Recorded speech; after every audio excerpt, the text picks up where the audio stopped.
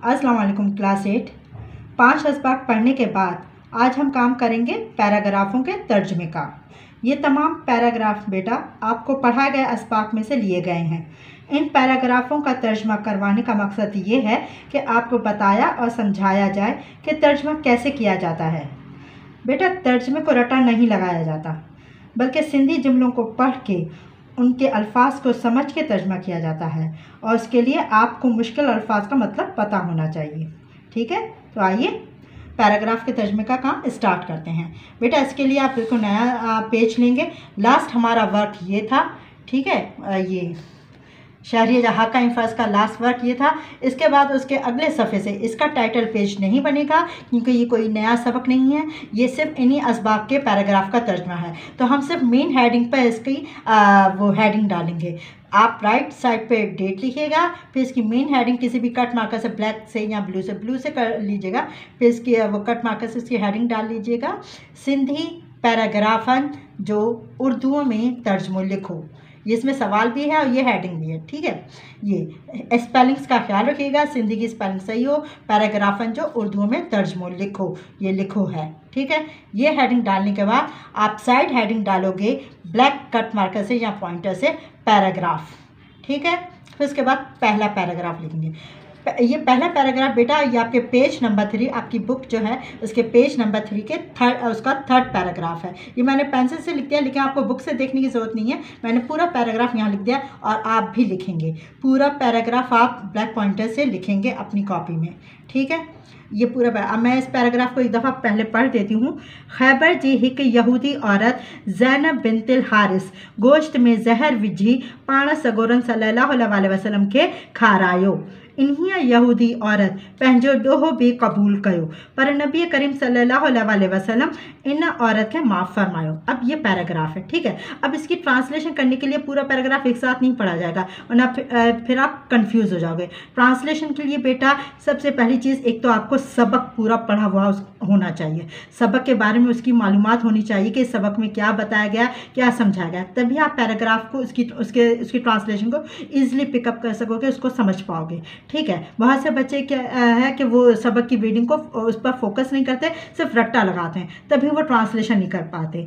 अगर सबक पढ़ा हुआ होगा, समझ में आया हुआ होगा, तो फिर आप इजीली किसी भी पैराग्राफ की ट्रांसलेशन कर लोगे। क्योंकि ये जो हम पैराग्राफ देते हैं बेटा, ये आपके पढ़ाए गए असबाक में से लिए जाते हैं। ज़रूरी नहीं कि यही पैराग्राफ एग्जाम में आए, हम इसकी जगह कोई दूसरा पैराग्राफ भी दे सकते हैं। तो इसमें बस आपको उसका मतलब, उसका तरीक़ाकार समझ में आना चाहिए। अगर मुश्किल अल्फाज का मतलब पता होगा, सबक के बारे में पता होगा, तो आप इजीली किसी भी पैराग्राफ की ट्रांसलेशन कर लोगे। ठीक है, अब मैं आपको बता दूं ट्रांसलेशन कैसे की जाती है। एक एक लफ्ज़ पर फोकस करें। ये क्या लिखा हुआ है पहले, खैबर। खैबर क्या है, जगह का नाम, तो ज़ाहिर है जगह का नाम वही होगा। खैबर की जगह आपने क्या लिखा, खैबर। ठीक है, अब जी लिखा हुआ है, तो इसका जी का मतलब क्या होता है, की। ठीक, जी की। हिक का मतलब एक, लिख लिया, एक। यहूदी, अब सिंधी में यहूदी ऐसे लिखा जाता है, हमारे यहाँ दो चश्मी ये होती है, लेकिन उर्दू में यहूदी कैसे लिखा जाएगा, ऐसे, यहूदी। औरत का आप औरत लिखोगे।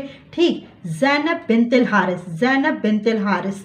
ठीक है, नाम है औरत का, तो आप पूरा वही लिखोगे। ठीक, गोश्त में, अब गोश्त में उससे पहले क्या लिखा मैं, नी। मैं कई दफ़ा ये बता चुकी हूँ आपको कि सिंधी में नी का कोई वर्ड नहीं होता। जब आप उर्दू में इसको बनाओगे, इसकी ट्रांसलेशन करोगे, तो खुद ब खुद आप अंडरस्टैंड कर लोगे कि यहाँ पे ने लगना चाहिए, तो वो ने आप खुद जुमले को अंडरस्टैंड करके लगाओगे। ठीक, अब ने आपने लगा लिया कि ज़ैनब बिनतिल हारिस ने, फिर उसकी जगह फिर आगे गोश्त का गोश्त आ गया।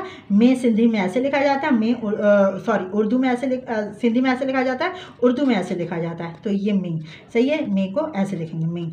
अब जहर इस तरह से लिखा जाएगा और ये उर्दू में इस तरह से लिखा जाएगा, जहर। विझी का मतलब क्या होता है, डालकर, विझी का मतलब डालकर। ठीक, पाण सगोरन खे, पाण सगोरा मतलब हुजूर पाक सल्लल्लाहु अलैहि वसल्लम। ठीक है, हुजूर पाक सल्लल्लाहु अलैहि वसल्लम। खे को उर्दू में क्या बोलते हैं, को। खे का मतलब को। ठीक, खारायो का मतलब खिलाया। ठीक, इनिया का मतलब इस या उस, सही है। यहूदी औरत, यहूदी को वैसे ही आप लिखेंगे यहूदी औरत, स्पेलिंग का फ़र्क है बस। यहूदी औरत। पहंजो का मतलब अपना। ठीक है। डोहो, डोहो का मतलब गुनाह, ठीक है, गुनाह। बे का मतलब भी। कबूल करो, कबूल किया, ठीक। पर, पर इसका क्या हो जाएगा, लेकिन। पर का मतलब लेकिन। नबी करीम सल्लल्लाहु अलैहि वसल्लम, नबी करीम सल्लल्लाहु अलैहि वसल्लम। स्पेलिंग का फ़र्क रखिएगा बेटा, उर्दू में स्पेलिंग अलग होती है, सिंधी में अलग होती है, ठीक है। नबी करीम सल्लल्लाहु अलैहि वसल्लम उन औरत थे, उस औरत को। अब फिर यहाँ ने की कोई सिंधी नहीं है, जुमले के हिसाब से आपने ने खुद लगाया। ने उस औरत को मुआफ़ फरमायो, मुआफ़ फरमाया, ठीक है। इस तरह से एक एक क्लास पढ़ के करोगे तो ट्रांसलेशन आ गई। एक दफ़ा मैं फिर पढ़ देती हूँ। खैबर की एक यहूदी औरत ज़ैनब बिन्तिल हारिस ने गोश्त में जहर डालकर हुज़ूर पाक सल्लल्लाहु अलैहि वसल्लम को खिलाया। उस यहूदी औरत ने अपना गुनाह भी कबूल किया, लेकिन नबी करीम सल्लल्लाहु अलैहि वसल्लम ने उस औरत को मुआफ़ फरमाया, ठीक है बेटा। ये एक पैराग्राफ की ट्रांसलेशन हो गई। अब आइए दूसरे पैराग्राफ पर, और इसी तरह से एक पेज पर एक ही पैराग्राफ की ट्रांसलेशन होगी। ऊपर सिंधी पैराग्राफ, नीचे उसका तर्जमा, ठीक है। अब दूसरा पैराग्राफ जो है वो आपकी किताब के page number 12, third para till fourth line, यानी कि तीसरा पैराग्राफ पूरा नहीं है, तीसरा पैराग्राफ की चौथी लाइन तक है, ठीक है। अब वो पूरा मैंने यहाँ लिख दिया, आप भी बस यहीं से देखकर लिख लीजिएगा। पहला अब क्या है, शाह। शाह इस सिंधी में ऐसे लिखते हैं, आपने उर्दू में ऐसे लिख लिया शाह, ठीक है। हमारे यहाँ सिंधी में दो चश्मी है आती है, उर्दू में ये वाली ये आती है। शाह को ऐसे लिखेंगे, शाह का शाह आ गया। साईं, साईं का मतलब क्या होता है, साहब। साईं का मतलब साहब, शाह साहब। पाणसा, पाणसा का मतलब क्या होता है, अपने साथ। पाणसा अपने, अपने साथ।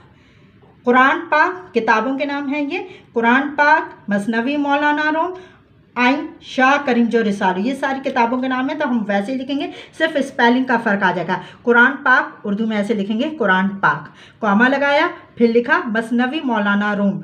मसनवी मौलाना रूम सिंधी में मीम आधा, उर्दू में पूरा, ठीक। आई का क्या आ गया, और शाह उर्दू में ऐसे लिखेंगे, शाह करीम ऐसे लिखेंगे, शाह करीम। जो का क्या आ गया, का, जो का मतलब का। रिसालो का मतलब रिसाला। रखन दो हो, रखते थे। हो का मतलब थे।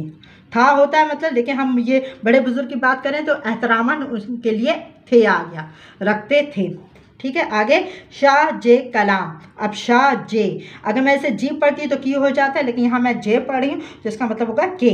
शाह के कलाम, ठीक है, शाह के कलाम। पढ़ण आई बुधण सा। अब यहाँ पे फिर को की सिंधी नहीं है, तो इसलिए हम जुमले के हिसाब से खुद ही लगाएंगे, ठीक है। पढ़ण आई बुधण सा। पढ़ण मतलब पढ़ने, आई और बुधण सुनने, बुधण का मतलब सुनने। सा का क्या होगा, से। पढ़ण आई बुधण सा रूह खे। रूह का रू आ गया, खे का मतलब क्या होता है, को। रू को, खे का मतलब को। राहत मिले थी। राहत कैसे बोलते हैं, सुकून को या आराम को। तो आप इसकी जगह राहत भी लिख सकते हो। अगर यहाँ राहत लिखोगे तो उसके साथ क्या आएगा, राहत मिलती है, क्योंकि राहत जो है वो मोनस लफ्ज़ है। और लेकिन अगर आप सुकून लिखोगे तो यहाँ आएगा सुकून मिलता है, ठीक है। मिले थी सुकून के साथ मिलता है, और राहत लिखेंगे तो राहत मिलती है, ठीक है। अच्छा, संदस। संदस का मतलब वैसे तो होता है उसका या उसके जिसका जिक्र हो रहा होता है। यहाँ शाह साहब का जिक्र हो रहा है, वो बड़े बुजुर्ग थे, तो इसलिए एहतरामन हम उनके लिए उनके लिखेंगे, उनके। उनके कलाम जे किताब खे।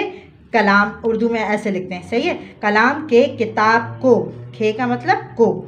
शाह जो रिसालो। शाह का रिसाला, जो का मतलब होता है का। शाह का रिसाला ऐसे लिखेंगे, ठीक है। शाह का रिसाला कहते हैं। चाहे जे थो मतलब कहते हैं, ठीक है। समझ में आ गया। मैं फिर एक दफ़ा पढ़ देती हूँ। शाह साहब अपने साथ कुरान पाक, कौमा, मसनवी मौलाना रूम और शाह करीम का रिसाला रखते थे। शाह के कलाम को पढ़ने और सुनने से रूह को सुकून मिलता है। उनके कलाम के किताब को शाह का रिसाला कहते हैं, ठीक है। ये दूसरा पैराग्राफ हो गया बेटा। अब आइए तीसरे पैराग्राफ पर। ये तीसरा पैराग्राफ साइड हेडिंग डलेगी, पेज नंबर 19 उसका सेकंड पैरा है, ठीक है। अब लिखें यहाँ, मतलब इसकी ट्रांसलेशन करते हैं। बाघ, बाघ का क्या होगा, बाघ। मे का ये सिंधी में मैं ऐसे लिखी हुई है, उर्दू में ऐसे लिखेंगे मिंग। पिंग, पिंग मैं अल्फाज माने में तमाम मुश्किल वर्ड्स करवा चुकी हूँ, याद करने हैं आपको। पिंग का मतलब क्या होता है, झूला। लुडन वक्त मतलब झूलते वक्त। लुडन वक्त मतलब झूलते वक्त, बाग में झूला झूलते वक्त। बे का मतलब क्या होता है, भी, ठीक। पहंजी, पहंजी का मतलब अपनी। ये मैं शुरू में भी सिंधी वाले वो काम करवा चुकी हूँ बेटा, अल्फ़ाबेट्स में जो काम, तमाम ऐसे वर्ड्स की मैंने मीनिंग्स लिखवा दी थी। ठीक है, पहंजी का मतलब अपनी। वारी, वारी किसे बोलते हैं? बारी। बारी लिखा।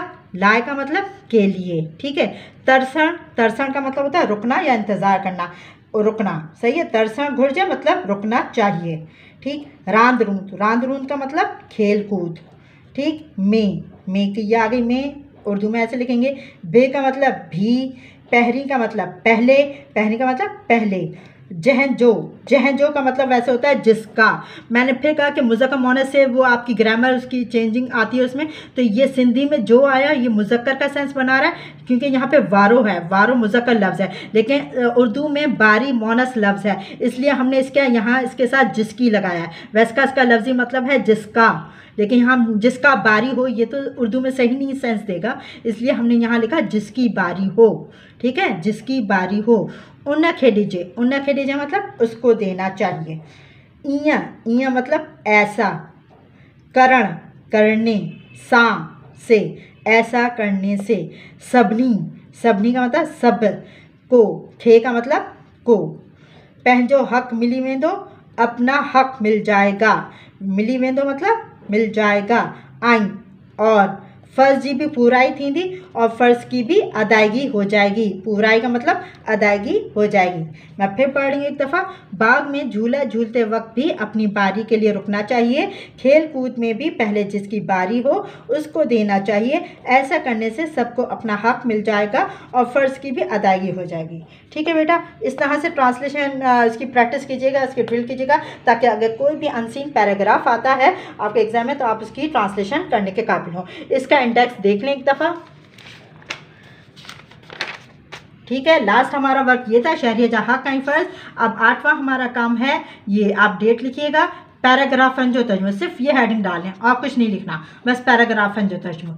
यहाँ पे हमारा ये आज का काम ख़त्म होता है। इंशाल्लाह ताला अगली वीडियो में हम ग्रामर का वर्क स्टार्ट करेंगे। तब तक के लिए अल्लाह हाफ़िज़।